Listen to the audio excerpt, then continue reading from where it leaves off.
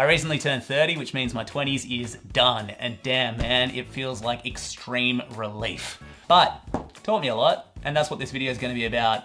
7 things I wish I knew at 20. The most powerful lessons that I've personally learned over the past decade. Enjoy. Number 1, your 20s won't be the time of your life. Don't get me wrong, they're gonna be cool, they'll be fine, but according to most of the people I know who are older than me and myself now that I've finished my 20s, they're a little bit overhyped. And I think that where this comes from is how your 20s are portrayed in advertising and TV and movies. You know, we're shown this whirlwind of cocktails and cool romances and interesting jobs. And so before we get to our 20s, we've had like an entire childhood of this expectation of this, wow, I'll have 5 friends and one of them's called Chandler. And you'll be a writer like Carrie Bradshaw. You'll be young, you'll be beautiful, and all your self-discovery will be charming and marketable. But then you get to your 20s and you're like, that was only one side of the story. What we see a bit less of is the fact that you're inexperienced, you're broke, you're scared. You have a whole slew of mental health issues and a childhood back catalogue of drama that you have to work through. Instead of the Heineken ad type 20s, what I'd say that your 20s really look like is a combination of the two. Yeah, you got the fun times, the times where you party, when you take wild risks, when you fall in love, all the cool stuff. But for the most of it, you feel like a naive child in the adult world and you're finding it hard to be taken seriously. You're broke, you're lost, and you're emotionally volatile. It's, I don't know. It's a cool thing to have in my past, put it that way. 2, you don't do things for you do things for future you. This is a lesson that I learned in my later 20s, and it was a pretty simple lesson. Every time I have a decision, ask myself, what does future me want? So for example, when I wanted to quit drugs and alcohol, I'd say, what does tomorrow me want? Does tomorrow me want to feel shame and sad? And the first time that I answered no, the days ticked over, tomorrow me was inevitable because it always is. And I felt, instead of shame, this tremendous amount of self-respect. And I was like, oh, I get it now. Our decisions create our future. I have no idea how that lesson just bypassed me, but it made me think about it in a more long-term sense. I was like, all right, if I make decisions to make tomorrow me happy and that makes my life better, surely if I make decisions to make me 3 years from now happy, that will make my life amazing. So I started doing that. I was like, all right, what does me 3 years from now want? And the cool thing about that is 3 years passing is inevitable. You will become that person and you'll thank yourself 3 years ago and be like, oh man, you really had my back. Thanks for working so hard, or thanks for working on your body, or thanks for investing the time in this, or investing the money in this. And I think that was just a really cool lesson to learn. I mean, I've heard all the cliches, you reap what you sow, but to truly experience it was something else. 3, assume everyone's got shit.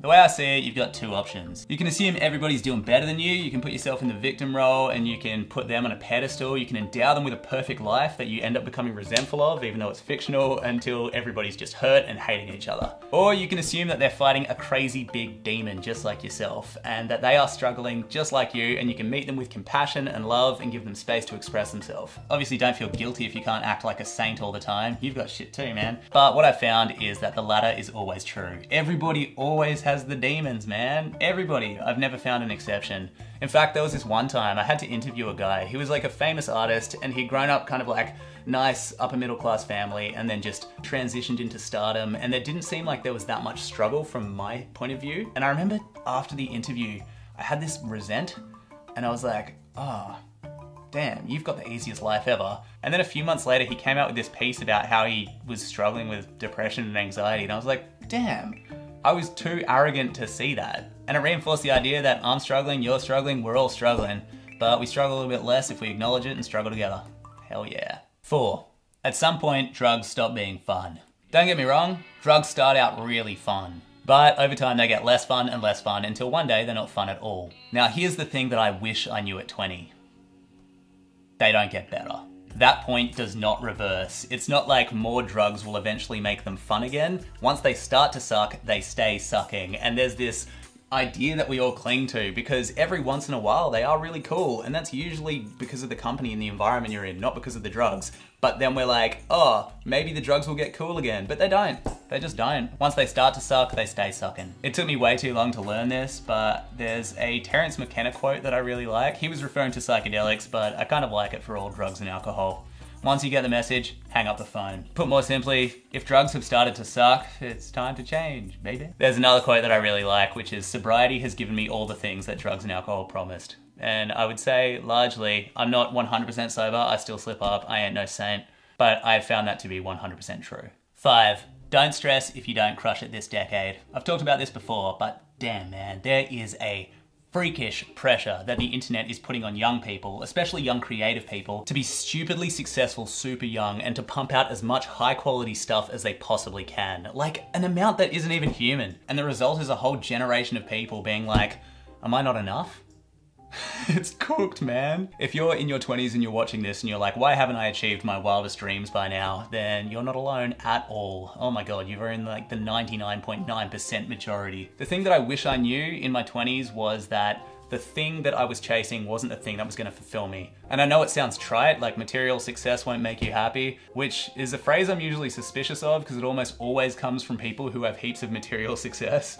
But what I've found to be more true is once your needs and standards are met, so once you kind of got like enough money, enough food, enough space around you and enough freedom, everything beyond that is on you. So I guess the life advice would be, if you're quite focused on traditional success, split that a little bit and also focus on building up systems within your head that make you appreciate what you got. I finished this book last night by Greg McKeown called Effortless, and there's a really cool quote in it that says, if you focus on what you lack, you lose what you have. If you focus on what you have, you gain what you lack. In short, get your needs met, be grateful, then go for success. Flipping those last two doesn't work. I've tried.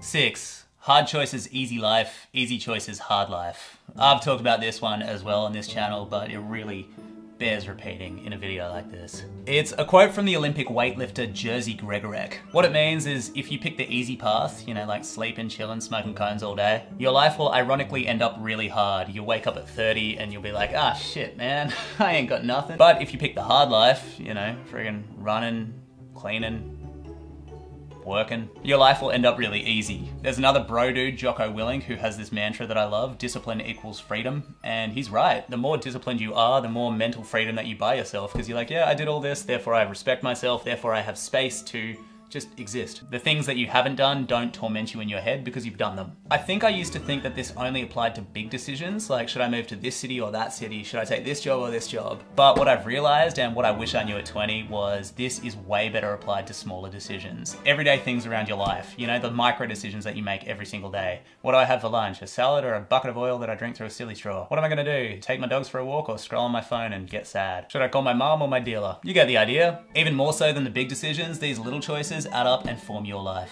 7. Wherever you go, there you are. You ready to get real? I'd turn my chair around and sit like a cool substitute teacher if I could, but I can't. It's got arms. So for most of my 20s, I ran from myself. I had a bit of excess money from things and I traveled a lot with that. I'd go overseas a lot. I did so many drugs. I tried to throw myself into a career I didn't like. I pretty much spent every waking moment distracted. And it's because on some level I was scared of staring at myself. You know, the thing that you're meant to do in meditation? That. And that is because, and this is something that I think defines a lot of people's 20s, but I had unaddressed trauma from my childhood and I needed to process it. There was a time when I would have been 28 and my mum pried about something which had happened to me when I was younger, which I didn't even know she knew about. I think we were talking about a person that she had listened to this interview of this guy who had been sexually abused when he was younger and then went on to live this fantastic life, and his wife was his rock, and you know, he was this entertainer and had a good life. And what I didn't realize is that she was drawing a parallel to me, and then she just turned the conversation. She goes, oh, a bit like this. And in my head that was a secret, and my plan was to keep it a secret until I died. But in that moment, my mum kind of set me free and helped me, I guess, get out the fact that I'd been sexually abused as a child. Later that day, Felicity came home and I told her, and I thought that she was going to be disgusted with me and leave me, which is so wrong. And she didn't, and she was just full of love. Because I was able to admit that, I think I started processing all the other stuff. That was probably the worst of all the trauma. There's still like a bunch of other stuff. You know, everyone's got their freaking closet, right? But what I was able to do was to look at myself and kind of be still, and it just changed who I am. It made me more honest, made me a better person. I don't know, it was cool. There's a really cool Lewis Howes quote on this one where he goes, "You're only as sick as your secrets." And damn, that is so damn true.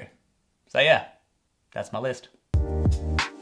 Thank you very much for watching. I hope you got something out of that. If you are past your 20s and you want to leave some advice, chuck some in the comments. If you're in your 20s and you got something out of that, let me know. In any case, good luck with what is going to be inevitably a chaotic decade. And other than that, have a lovely day. Catch ya.